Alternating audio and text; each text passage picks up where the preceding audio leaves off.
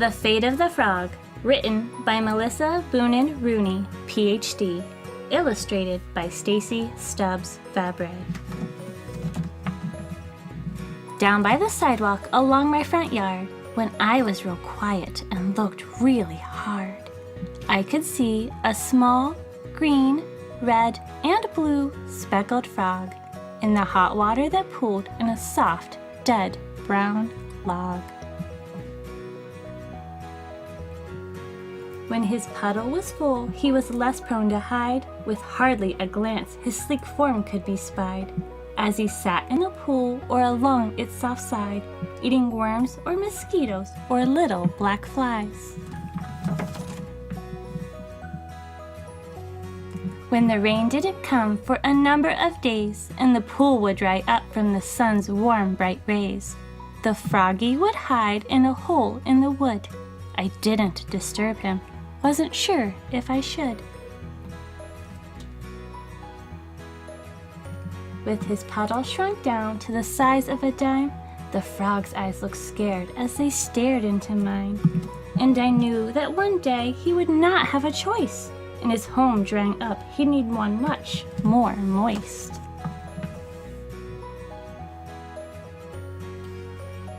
For most of the spring, it rained once every week, and the frog was sure lucky his pool had no leak.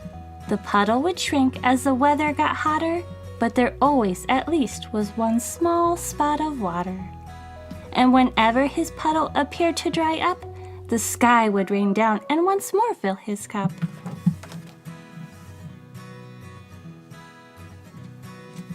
Then, toward the end of the summer, it seemed that the sky had dried up. That hot sun, how it beamed down upon our brown grass and our house and our car. And the frog's little pool looked more like brown, black tar. I checked on the frog each and every day, surprised that the drought had not chased him away, and just sat in a hole in the wood looking out, his black eyes bulging wide as they darted about.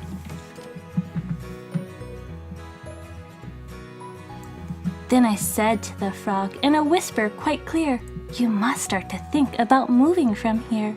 He just sat in his hole in the log's hot, dry wood. I looked at the sky. Chance of rain? Still not good.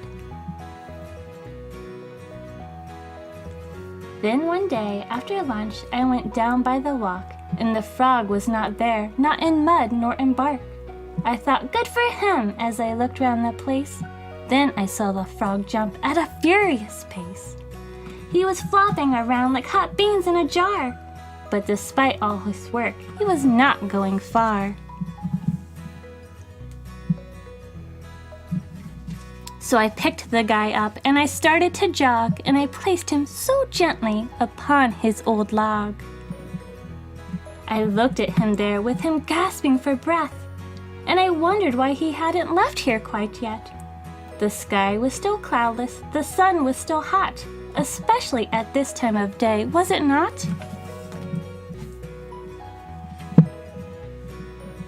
Especially at this time of day, yes it was. That's the reason the froggy went back. It's because if I had no shoes, I would burn my bare feet as they walked on the steaming hot concrete beneath. Yes, that's it, I declared, my mouth open agog. The sidewalk was hot, way too hot for a frog. So I whispered again to the frog, don't despair. You must try again in the morning. Take care. I got out of bed early so I could go check and see if he'd managed to leave his home yet. As I walked down the hill, I could see the frog jumping along the cool sidewalk, his back legs a-pumping. He was nearly next door at the Curtis's yard. Then a sound overheard screeched quite loud and quite hard. The sound scared the frog, so he quick turned around and hopped back down the walk toward his log on the ground. The sidewalk was cool, but the sidewalk was white, and a hawk zeroed in on this frog in plain sight. Making his move, the bird swooped way down low, and I thought that my frog would be eaten, you know? But he wasn't, I say. The bird's talons were empty as he flew away. With relief, I walked over and I looked for the frog. There he sat, looking sad, peering out of his log. "You sure are amazing," I said with a smile. "In froggy feet, you must have hopped a clear mile." But I don't think the sidewalk's a good place to be, as you're hopping from here over there, don't you see?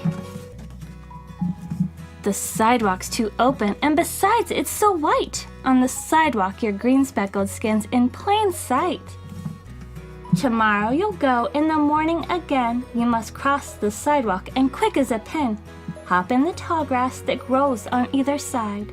On the ground, in the grass, you can easily hide. So it was like that I left my friend Frog. Now I was quite sad he'd be leaving his log. I knew that this time he could simply not fail. He'd made several tries, and he learned lessons well. I know that tomorrow he'd give it a go. He'd find a new place where the wet won't run low, and he'd live a long, fun, happy life, don't you know? After waffles for breakfast, I went back outside, hoping to see my friend Frog one last time. I was lucky, I thought, that I saw him at last as he jumped from the walk to the shade of the grass. I was impressed. That tall grass sure did hide him, 'cause I looked and I never could find him. I figured that this was a very good thing. He'd live a long life if he couldn't be seen. Sometimes when the summer sky fills with starlight, I'm sure that I hear his high trill in the night. And I smile, and I'm sure, just as sure as I'm 8, that my frog has met up with a fabulous mate. That was such a great book!